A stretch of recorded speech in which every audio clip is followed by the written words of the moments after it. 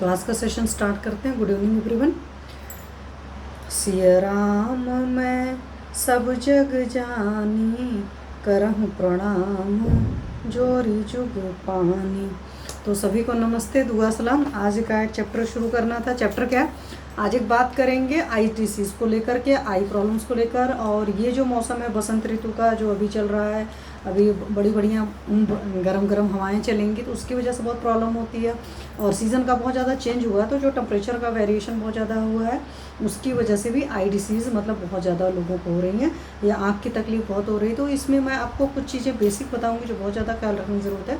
वो तो एक तो है अपनी दिनचर्या वगैरह का बहुत ख्याल रखें कि रात को सोना है, उठना है, इन सब सारी चीज़ों का बहुत ज़्यादा ख्याल रखने की ज़रूरत है। और एक और चीज़ का ख्याल रखना है कि हम अपने सोने उठने का तो ख्याल रखेंगे, हम अपने खाने पीने का बहुत ज़्यादा ख्याल रखेंगे, और आई की क्लीनिंग का बहुत ख्याल रखेंगे। जैसे धूल धक्कड़ में जा रहे हैं तो उस वक्त वही बहुत ख्याल रखने की ज़रूरत है। बाहर गर्मियाँ बहुत जल्दी आ गई हैं, तो अगर हम बसंत ऋतु कहेंगे तो आपको लगेगा नहीं बसंत ऋतु है, बट ऋतु संधि का मतलब होता है कि जब ठंडी थी और गर्मी थी तो उसके बीच में ही सब इस तरह की ऋतुएँ पड़ती हैं, तो उनका बहुत ज़्यादा फ़र्क पड़ता है। तो आपको इन चीज़ों का ख्याल रखना है, ठीक है। तो मौसम का, तो यहाँ पर पहले मैं एक चीज़ बात कर लूँगी। किसी ने पूछा था कि जैसे मैंने कुछ वीडियोस बनाकर डाले थे ना यूट्यूब वगैरह पर, ग्लोइंग स्किन के लिए या झाइयों के लिए क्यों डाला था, क्योंकि बहुत सारे लोग को उस तरह की प्रॉब्लम होती है, पर आपको सारी चीज़ें नहीं मिल पाएंगी ईजिली। तो बेहतर यही है कि आप अपने चिकित्सक के पास जाइए और उनको बताइए मुझे इस तरह की तकलीफ़ है, तो ठीक आपको वो लेप भी जो है, जो पैक वगैरह है, वो चीज़ें दे देंगे। और साथ में एक चीज़ ये है कि अगर आपको आइज़ की या किसी भी जगह की बॉडी में कोई भी तकलीफ़ है,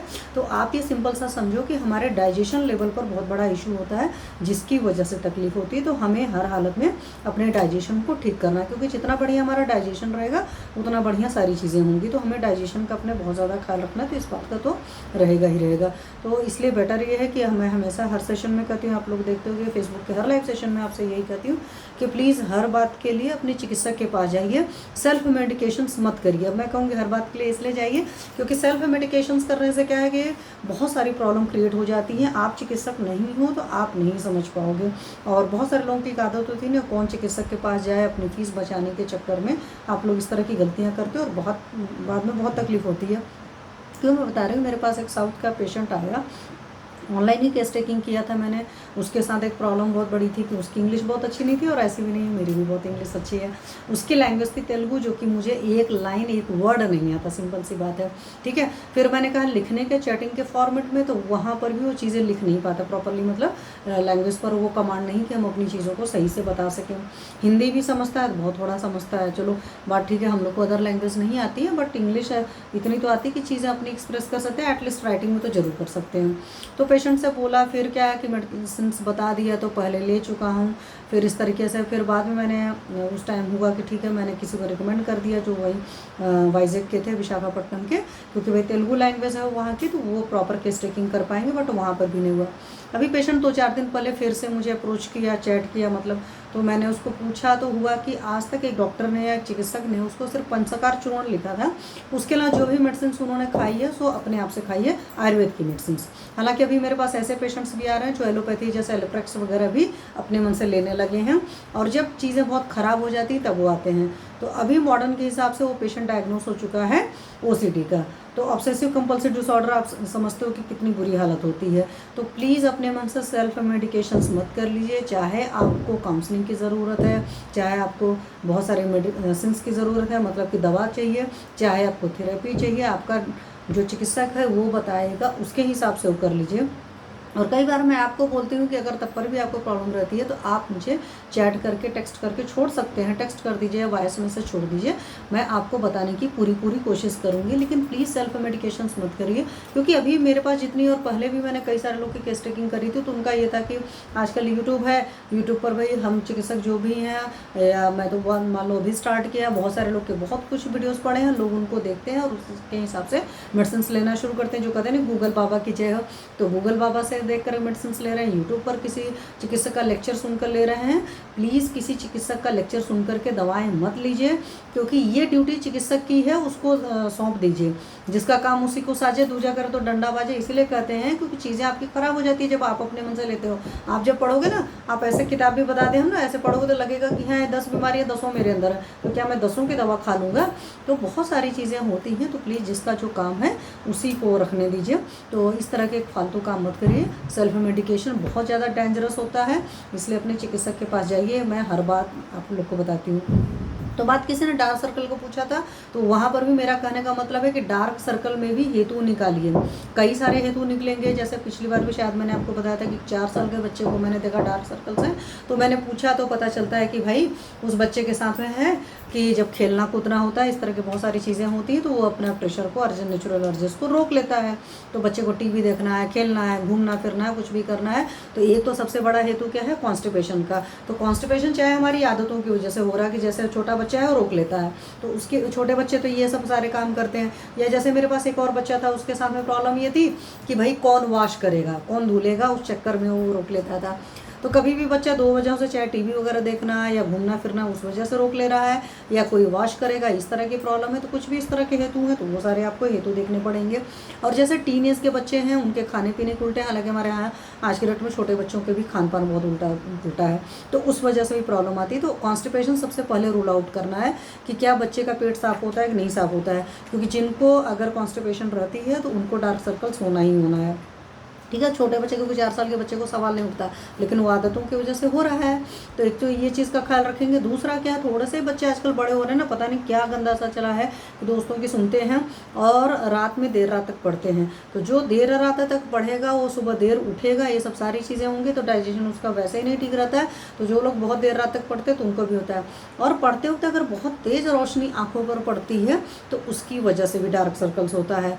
और आपके खाने पीने में न्यूट्रिशन की कमी है तो भी होगा, क्योंकि आजकल जंक फूड बच्चे ज़्यादा खाते हैं, न्यूट्रिशियस डाइट कम लेते हैं, तो उसकी वजह से डार्क सर्कल होता है। जो लोग बहुत ज़्यादा स्ट्रेस में रहते हैं, जैसे हमारी एज ग्रुप वाले भी बहुत ज़्यादा स्ट्रेस में हैं, बहुत ज़्यादा रो रहे हैं, या कुछ भी इस तरह के मतलब साइकोलॉजिकल बहुत अपसेट से गुजर रहे हैं, तो उनके भी डार्क सर्कल्स होगा। जिनकी नींद नहीं पूरी हो रही है तो उनको भी डार्क सर्कल्स होंगे। तो मेरा कहने का मतलब है डार्क सर्कल होने के बहुत सारे हेतु हैं। एक मैं पर्टिकुलर आपको पैक बता दूंगी, ये पैक लगा लीजिए, उससे डार्क सर्कल सॉल्व हो जाएगा। ऐसा कुछ नहीं है। हमें अपनी दिनचर्या पर काम करना पड़ेगा, जो हमारी डेली रूटीन है उस पर काम करना पड़ेगा, हमें अपने डाइट पर बहुत ज़्यादा काम करना पड़ेगा, हमें और भी चीज़ें जो हमारी पाचनगत विकृति है, गैस है, एसिडिटी है, कॉन्स्टिपेशन है, नींद अच्छी नहीं आ रही है, उन सारे हेतुओं पर काम करना पड़ेगा। अगर हम बहुत ज़्यादा रोशनी में काम कर रहे हैं तो हमें वहाँ पर भी ध्यान देना पड़ेगा। अगर हमारा बहुत ज़्यादा स्क्रीन वर्क है तो वहाँ पर भी ध्यान देना पड़ेगा, क्योंकि बहुत ज़्यादा स्क्रीन वर्क से भी आइज़ की डिसीज़ होने के बहुत ज़्यादा चांसेस होते हैं। ठीक है, तो आपका चिकित्सक डिसाइड करेगा कि आपको क्या ज़रूरत है। हो सकता है कुछ लोकल थेरेपीज भी बताए, जैसे तर्पण वगैरह बताए, हमारे यहाँ आयुर्वेद में बहुत सारी चीज़ें हैं, वो सारी चीज़ें आपको बताई जाएंगी, लोकल ट्रीटमेंट दिए जाएंगे। साथ में योगा प्राणायाम, देवेंद्र मनुष्य शरण, राधे राधे जी सर, राधे राधे। तो बहुत सारी वजहें हैं, एक वजह नहीं है जिसके बेसिस पर हम ये डिसाइड करें कि डार्क सर्कल की ये पर्टिकुलर एक वजह है and you have to rule out. Majority लोग समझते हैं डार्क सर्कल हो रहे हैं तो आंखों के नीचे कुछ लगा लिया तो प्रॉब्लम सॉल्व हो जाएगी, डार्क सर्कल हो रहा है हमने ये चीज़ खा लिया तो हो जाएगी। नहीं, आपका पूरा पाचन देखना पड़ेगा, आपकी पूरी डेली रूटीन को देखनी पड़ेगी। और हम आयुर्वेद के जो चिकित्सक होते हैं उनका ट्रीटमेंट करने का तरीका यही होता है। जैसे मैं आपको बताऊँ, कल ही एक बच्चे का BMS कर रहा, 2nd ईयर या 3rd ईयर का बच्चा है, और उस बच्चे को हो गया कि मेरे पास आता है, बच्चा कहता है जी मैम मेरे प्लेटलेट में कोगुलेशंस हो रही हैं, ऐसी इस तरह की कोई टर्मिनोलॉजी, क्लम्पिंग हो रही है, और साथ में मेरा विटामिन B12 कम है, विटामिन D कम है। हमने कहा बेटा जी मुझे ये नहीं सुना, मुझे आप ये बताओ कि आपको क्या तकलीफ हो रही है। फिर काफ़ी टाइम सर फोड़ने के बाद तब बच्चे को बोल रहा है कि हाँ मुझे वीकनेस लग रही है। मैं हमेशा बोलती हूँ हर किसी से, कोई भी पेशेंट है, चाहे चिकित्सक ही क्यों नहीं मरीज है, आपको एक्चुअली आपको कंप्लेन क्या फील हो रही है, आपको क्या तकलीफ महसूस हो रही है, आप ये बताइए। ये नहीं कि मैंने BP मेजरमेंट कराया था उसमें ये रीडिंग आ गई है ना, मेरी ब्लड की रिपोर्ट भेज दिया इसमें मैम ये डिफेक्ट आ गया, मैंने अल्ट्रासाउंड की रिपोर्ट भेजी है आप देखो इसमें ये डिफेक्ट आया है। तो अल्ट्रासाउंड की रिपोर्ट को ठीक करना है या आपकी ब्लड की रिपोर्ट को ठीक करने के लिए हम नहीं बैठे हैं। क्योंकि रियल में एक्चुअली तरीका ये है ही नहीं, अदरवाइज नहीं लेना है, गुरूर की बात नहीं है, रियल की ये बात नहीं है। रियल में आपको क्या तकलीफ है, एक ही मतलब कि कई सारे हेतुओं की वजह से लीवर खराब होगा, तो हो सकता है कि सबके लीवर में डिफेक्ट आएगा ब्लड रिपोर्ट में, लेकिन सबकी अलग अलग हेतु होंगे। तो हमारे आयुर्वेद का एक सिंपल सा कंसेप्ट है, संक्षेपतः क्रिया योग निदान परिवर्जनम, मतलब जो एक्चुअल वजह है हमें उस पर काम करना पड़ता है, तो हमें हेतुओं पर काम करना पड़ता है, हेतु को निकालना पड़ता है। जैसे जो लोग देर रात जागते हैं तो हम सबसे पहले कहते हैं कि अगर आप देख रहे हो आपका लीवर नहीं काम कर रहा है, आपको स्किन के बहुत सारे इशू आ रहा है, आपको पीरियड के बहुत सारे इशू आ रहा है, इसी तरह के बहुत सारी, तो प्लीज़ अपने सोने का टाइम चेंज करिए, ठीक है। तो मतलब जल्दी सोइए अगर आप ठीक होना चाहते हैं तो, अदरवाइज मैं नहीं ठीक कर पाऊंगी। क्योंकि हुआ क्या कि उन्होंने और भी लोगों को, आयुर्वेद वालों को कंसल्ट किया, और कंसल्ट करने के बाद क्या कहते हैं कि मैम जब तक मेडिसिन चलती है तब तक हम ठीक रहते हैं, मेडिसिन उतरने के बाद में फिर से हम परेशान हो जाते हैं। तो उसके पीछे की जो एक्चुअल वजह है, वो एक्चुअल वजह यही है क्योंकि मेडिसिन ने क्या किया था, सपोर्टिंग कर रखा था, लेकिन मेन काम जो था आपकी दिनचर्या का था, आपकी रात्रिचर्या का था, आपका फूडिंग का था। क्योंकि मैंने जैसा कल बच्चे को बोला, रियल में भी यही आप लोग सोचोगे, हमारे अंदर क्या जाता है, जो हम खाते हैं वो जाता है, जो हम सोचते हैं वो जाता है, जिस वक्त सोते उठते बैठते हैं वो जाता है। इसके अलावा तो कुछ जाने के लिए रास्ते नहीं बने हैं ना भाई। मुंह के थ्रू कुछ जाएगा, दिमाग के थ्रू जाएगा, या उठने बैठने के थ्रू जाएगा, है ना। संगत के हिसाब से रंगत होगी, तो जैसा फूड की संगत होगी वैसे बॉडी पर असर पड़ेगा, जैसे थॉट प्रोसेस की संगत होगी वैसा असर पड़ेगा। तो इस तरह की बहुत सारी चीज़ें होंगी। तो प्लीज़ उन चीज़ों पर, उन वजहों पर ज़रूर ध्यान दीजिए, क्योंकि मैंने आप लोग को शुरू से कहा था कि मैं एक अवेयरनेस चला रही हूँ। अवेयरनेस चला रही हूँ मीन्स आप लोग को, हर किसी को पता हो, जो लोग भी सुने उसको रियल का फ़ायदा हो। ये नहीं कि ये है मैम ने बताया तो उससे तो रिजल्ट आया था, बट जैसे ही छोड़ा वैसे प्रॉब्लम आया। बट आपको मैं बता दूँ, मैं जितनी चीज़ें आप लोग को बता रहे हैं, आप उसको अगर दिल से फॉलो करोगे, पूरे विश्वास श्रद्धा के साथ फॉलो करोगे, तो 100% रिजल्ट आएंगे। और रही बात मेडिसिन की, तो हमेशा चिकित्सक के पास जाइए प्लीज़, कभी भी सेल्फ मेडिकेशंस मत करिए। ये दवा के ये फ़ायदे थे, उठाकर मुझे ज़रूरत थी सो मैंने खा लिया, क्योंकि हमारे आयुर्वेद में ऐसे ट्रीटमेंट ही नहीं होता। हमारे आयुर्वेद में हमेशा हम लोग आपका जो पाचन विकृति है, आपका जो डाइजेशन का इशू है, इसको सबसे पहले देखते हैं। तो जो लोग चिकित्सक हैं वहाँ यहाँ पर बहुत अच्छी तरीके से समझ रहे होंगे कि हम लोग पहले दीपन, पाचन और लोमन कराते हैं, मतलब आपकी डाइजेस्टिव फायर में कहाँ पर डिफेक्ट है वो कराते हैं, और उसके बाद में फिर पर्टिकुलर उस व्याधि से रिलेटेड भी मेडिसिन होती हैं, फिर हम उसको देते हैं। तो जब तक अगर हमारा दीपन, पाचन और लोमन वाला पार्ट ठीक नहीं है ना, हम सोचे कि इस दवा की ये एंटीबायोटिक है, ये वो है, और ऐसे देंगे तो कभी भी रिजल्ट नहीं आते हैं। इसीलिए पेशेंट को पथ्य पालन करने के लिए बोला जाता है कि पथ्य का पालन कर लीजिए। तो पथ्य का पालन करने में दोनों चीज़ें आती हैं, आपकी डाइट, आपको क्या खाना पीना है ये भी आता है, आपकी जो दिनचर्या है वो भी पथ्य में आती है। क्योंकि देर रात्रि जागरण करेंगे तो वात और पित्त का प्रकोप होगा, या दिवाशयन करेंगे मीन्स चाहे दोपहर में सो रहे हैं चाहे आप सूर्योदय के बाद सो रहे हैं, दोनों ही दिवाशयन में आता है, और दोनों से ही कफ का प्रकोप होगा या आम बनेगा बॉडी में। तो प्लीज़ अपनी दिनचर्या पर बहुत ज़्यादा काम करिए, क्योंकि हम लोग नेचर के प्रोडक्ट हैं, तो हमको सन के हिसाब से चलना पड़ता है, हमको मून के हिसाब से चलना पड़ता है ना। हम ये कंप्यूटर और मोबाइल इसके प्रोडक्ट नहीं है कि हम जब चाहेंगे तब चलेंगे, मशीन नहीं है कि सुबह ऑन कर दोगे तब भी चलेगी, शाम को ऑन कर दोगे तब पर भी चलेगी। जिन लोग को ऑटोइम्यून डिसीज़ हो रही हैं या बहुत बड़ी बड़ी बीमारियां हो रही, उसकी मेन वजह ये है उनकी डाइट, उनका लाइफस्टाइल, और साथ में उनका जो सोचने का तरीका है, उनका थॉट प्रोसेस, वहाँ पर बहुत मेजर डिफेक्ट है। तो उस मेजर डिफेक्ट को सॉल्व करने की कोशिश करिए। इसी वजह से मैं हमेशा कहती हूँ ना, जैसे कुछ लोग, अभी मेरी किसी से बात हो रही थी तो वो कह रहे थे कि हमारी ये जो वजहें होती हैं इंसानों के लड़ने झगड़ने की, वर्चस्व की लड़ाई है, और वर्चस्व के लिए सभी लड़ते रहते हैं। तो एक बात मैं बता दूँ, बात ठीक है वर्चस्व के लिए लड़ते हो, एस्ट्रोलॉजी का खुद ही है, मैं कहूँ तो सेकंड हाउस जो होता है आपका फूड को रिप्रेजेंट करता है, सस्टेनेंस हमारी फूड से ही आती है। लेकिन अगर टेंशन ले रहे हो ना, बाहर से लग रहा है जीत रहे हो, अंदर से अगर नहीं जीत रहे हो तो फिर प्रॉब्लम आ जाएगी। इस बात का हमेशा ख्याल रखिए, ठीक है। तो इस चीज़ को सॉरी पेशेंट का कॉल आ रहा था। तो मेरा कहने का मतलब है कि इस बात का पूरा टोटल ख्याल रखिए कि आपको जो है अंदर से सुकून चाहिए। सिर्फ बाहर से जीत जाएंगे हम, बाहर से शब्दों से जीत जाएंगे, या हम दिखा देंगे आई एम सुपीरियर, बट अंदर से अगर नहीं फीलिंग आ रही ना, अंदर से चीज़ें गलत है, तो बीमार पड़ोगे ही पड़ोगे। यहीं पर एक चीज़ और कहूँगी, अदरवाइज़ नहीं लेना। कुछ लोग ऐसी पोस्ट करते हैं जिन पोस्ट का कोई मतलब नहीं होता। कैसे? कल या परसों किसी ने स्वामी विवेकानंद के ऊपर पोस्ट किया था कि उनको इतनी सारी बीमारियां थी। अगर आप लोग को बहुत अच्छी तरीके से आता हो तो स्वामी विवेकानंद की सबसे बड़ी बात है बहुत कम एज में डेथ हुई थी। बात ठीक है, पक्का सी बात है, अगर कम एज में डेथ हुई होगी तो बहुत सारा अपना कार्मिक अकाउंट लेकर आया है इंसान, उसकी वजह से वो बीमार था, ठीक है। और दूसरी बात है, उससे बड़ी बात मैं कहूँ, कोई भी किसी के धर्म गुरु हैं उनको बेवजह के टारगेट मत करिए।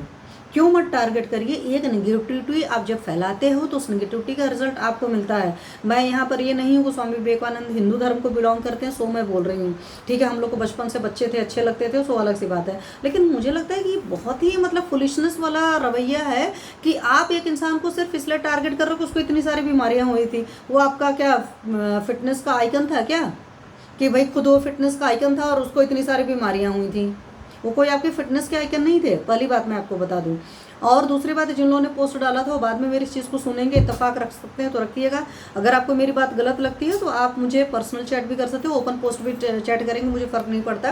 क्यों नहीं फर्क पड़ता? उसके पीछे की बहुत बड़ी वजह ये है कि हम लोग जो इस दुनिया में आए हैं, मैं बहुत बड़े महान नहीं, लेकिन मैं आप लोग को साफ बताऊँ, जो इस उम्र तक मुझे एहसास होता है या जो सच्चाई है वो यही है कि हम आप सभी अपना एक कार्मिक अकाउंट फुलफिल करने आए हैं। कुछ हमारा हिसाब किताब था जिसकी वजह से हम उसको फुलफिल करने आए हैं। और जितने बहुत बड़े बड़े लोग होते हैं, खास करके स्पिरिचुअल लेवल पर जो लोग बहुत बड़े होते हैं, मैं नेता और बिलीनियर की बात नहीं कर रही हूँ, बट जो लोग रिलीजन के लेवल पर बहुत बड़े होते हैं, स्पिरिचुअलिटी लेवल पर बहुत बड़े होते हैं, मतलब क्योंकि भाई वो हर इंसान को कहते नहीं, वसुधैव कुटुंबकम वाला असली फीलिंग क्या, हम हर इंसान को इंसान समझ रहे हैं, हम हर चीज़ से प्यार कर रहे हैं। तो वो जो होता है ना, that is non age spiritualism.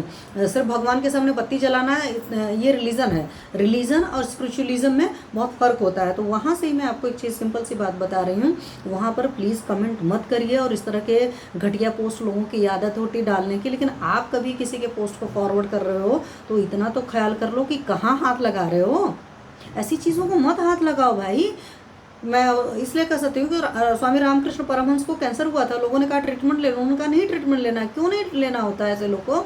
उसके पीछे की वजह ये होती है कि उनका रहता है कि हमारा इस जन्म में जितना हमें दुख भोगना है हम भोगेंगे और यहीं पर मुक्ति पा लेंगे, ठीक है। मीन्स आगे हमारा रीबर्थ नहीं होना चाहिए। और रीबर्थ तो इसलिए समझ में आता है कि लाइफ के बहुत सारे फेजेस ऐसे होते हैं, बहुत सारी चीज़ें ऐसी होती हैं जो हम कर रहे होते हैं। हर इंसान की सर्टन जर्नी है। आज की डेट में मान लो मैं इस एज में एमडी कर रही हूँ, क्यों मैं एमडी कर रही हूँ? इस एज में तो नहीं करने का मतलब बनता था। यूजी करके निकले तो तुरंत पीजी किया होता। तो कुछ तो वजह रही होगी कि वो एजुकेशन इस तरीके से ब्रेक हुई। कोई भी जो सर्कमस्टांसेस बनते हैं या ऐसी बहुत सारी चीज़ों में आप लोग फील करते हो कि हम लोग कुछ गलतियाँ करते हैं, कुछ ऐसी बेसिर पैर की गलतियाँ होती हैं जिनका कोई मतलब नहीं होता, बट होती हैं।